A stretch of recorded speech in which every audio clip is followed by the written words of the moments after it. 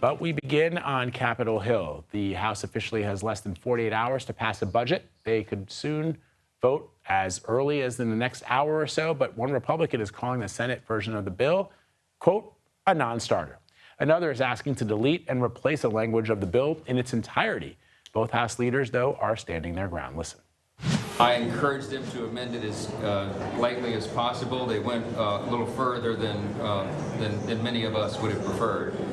But we have the product now, and my objective and my responsibility is to get that bill over the line. Shame on Senate Republicans for passing this disgusting abomination, and shame on House Republicans for continuing to bend the knee to Donald Trump's extreme agenda.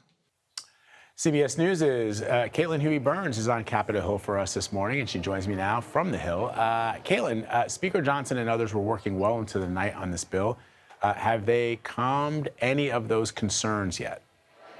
Not yet, Vlad. It's good to see you. And that is going to be the job of President Trump today. He has actually invited several Republican lawmakers who are holding out on this bill over to the White House to try to twist their arms at the last minute here. He's been able to do it before, and House leadership is hoping that he will be able to do it again. Here are a couple ways to kind of think about this. You've got some ultra-conservative members who are concerned about this Senate version of the bill, namely that it adds $1 trillion more to the deficit, according to a nonpartisan CBO report, than the House version does. They also think it doesn't cut enough spending, doesn't cut as much as the House version does.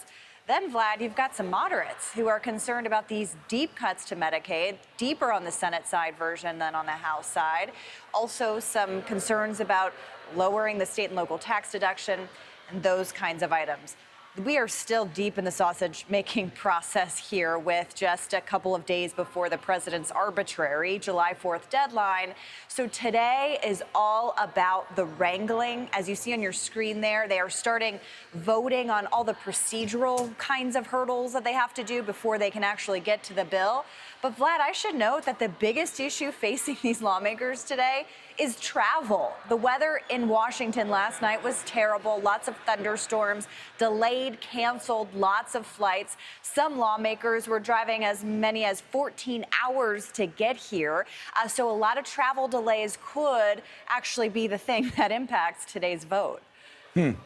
So what's the possibility then, Caitlin, of hitting that July 4th deadline? House Speaker Mike Johnson has been adamant this whole time. They're going to make this deadline. The president said it. They want to reach it. But I should note that this is an arbitrary deadline. It is something that the president himself wanted, the July 4th deadline, a patriotic deadline.